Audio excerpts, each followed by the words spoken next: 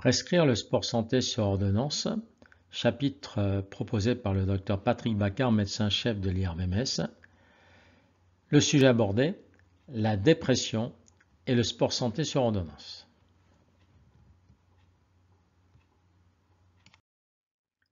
Que ce soit en prévention secondaire ou tertiaire, la question aujourd'hui n'est plus de démontrer l'effet favorable de l'activité physique sur la santé qui est avéré. Il convient, en revanche, de se concentrer sur le choix des activités à proposer afin d'obtenir un effet durable sur la santé et ainsi réduire les conséquences médicales, sociales et économiques liées à la survenue de cette dépression. Que ce soit en prévention primaire et encore plus, bien entendu, en prévention secondaire et tertiaire, un préalable indispensable à la prescription de l'activité physique est l'aide au sevrage tabagique.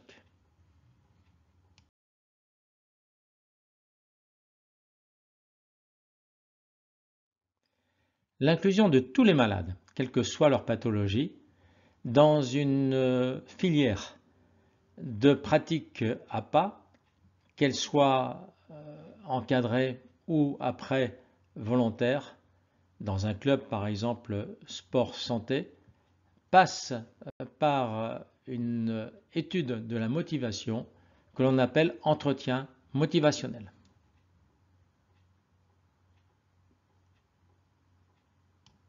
Cet entretien motivationnel doit être réalisé par le professeur de la santé ou de l'éducation physique qui proposera à votre patient un bilan médico-sportif initial. Toutefois, sachez que la spirale du changement repose sur 6 étapes et que la rechute est toujours possible. Le cheminement simplifié de cet entretien motivationnel reposera sur le questionnement pour repérer la motivation, sur l'écoute active en questions ouvertes, sur le dialogue de formalisation des objectifs qui est important à fixer, sur l'identification des freins, et ils sont nombreux, et les solutions potentielles que l'on peut apporter, puis après sur la mise en application de la prescription du sport santé pour une dispensation pérenne, régulière et adaptée. Effectivement, toutes les pratiques sport santé que vous allez prescrire doivent être, en respectant le système RAPS comme R comme régulière, A comme adaptée, S comme sécurisante et P progressive de façon pérenne, avec un changement de comportement, nous l'avons dit, l'arrêt du tabac.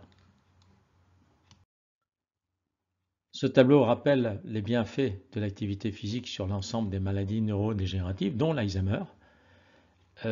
Pourquoi l'activité physique apporte des bienfaits? Parce qu'elle agit sur les circuits de la mémoire en stimulant les commandes cérébrales. Par ailleurs, elle améliore les fonctions cognitives et le comportement physique et psychique.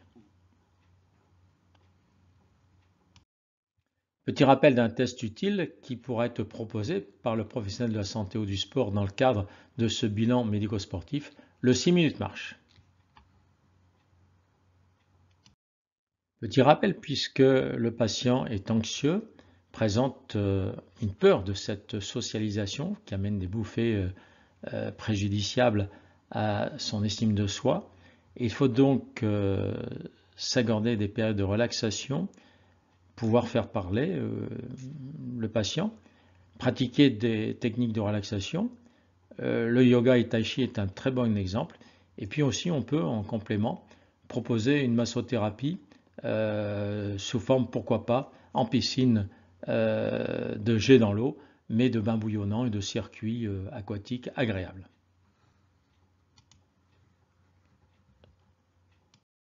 Trois conditions pour accompagner dignement et avec efficacité l'activité physique adaptée.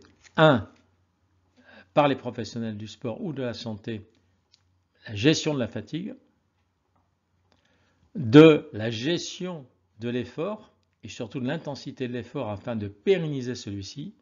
Et 3. Surtout dans la dépression, la gestion du stress.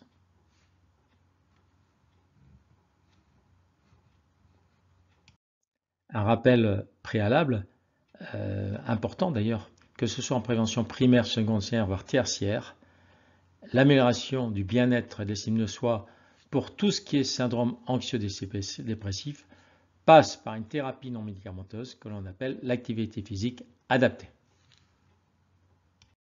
Alors abordons maintenant, chers confrères, le syndrome dépressif majeur. Vous savez que ce syndrome dépressif majeur n'est pas constant, linéaire et évidemment facile à contrôler.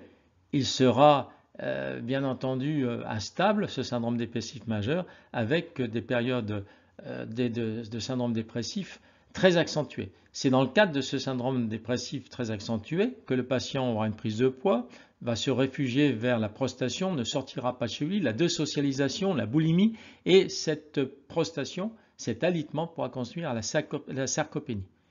Donc, plus l'épisode dépressif est long et intense, plus il sera à risque, et plus l'activité physique est un acte de thérapie non médicamenteux.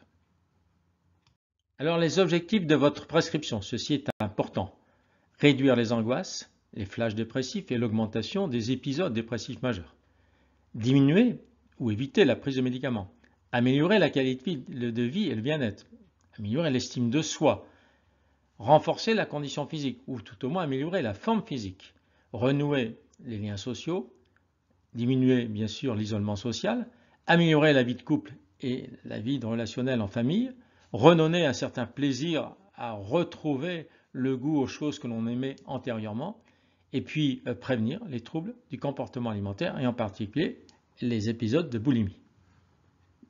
Alors maintenant, l'important c'est de pouvoir prescrire de façon sécurisée quelque chose que vous connaissez, qui est une thérapie non médicamenteuse.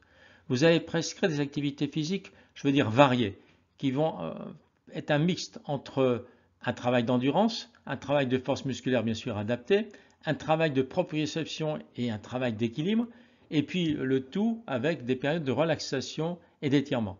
Les caractéristiques de ce travail se font en FIT, F comme fois, 3 fois par semaine, I comme intensité, c'est intensité modérée, T comme durée, et bien voilà, de 30 à 60 minutes, c'est le temps, et T comme type, tout type de choix, et au plaisir du patient. Et puis évidemment, par rapport aux forces de proposition qu'il existe sur votre territoire. Reprenons simplement ce qui est en rouge sur les programmes sport santé. Eh bien, le type de dépenses énergétiques que vous allez proposer, ce sont des dépenses légères ou moyennes, c'est-à-dire d'intensité modérée, avec une petite pénibilité, un petit essoufflement et une petite sensation de transpiration. Il n'est pas question de proposer des intensités plus élevées.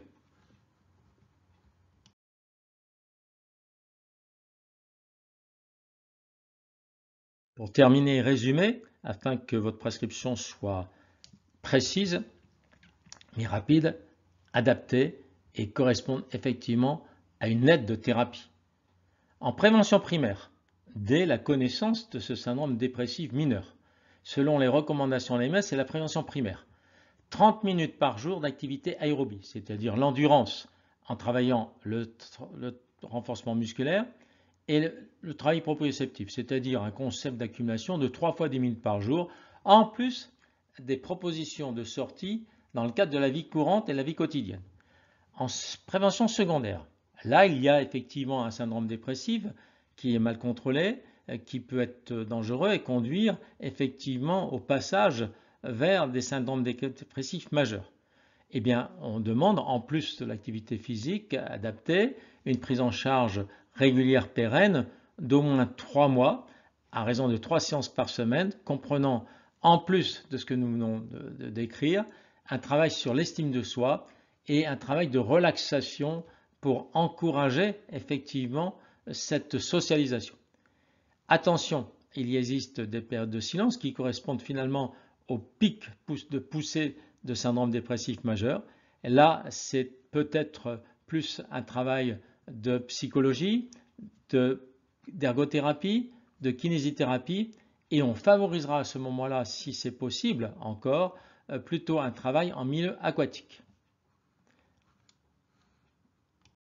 Je vous remercie de votre attention. Vous l'avez donc compris, l'activité physique adaptée, que ce soit avec un professionnel de la santé, un professionnel du sport, que ce soit dans un club d'e-sport santé, est une thérapie non médicamenteuse. N'hésitez pas à la prescrire dès les premiers signes d'alerte.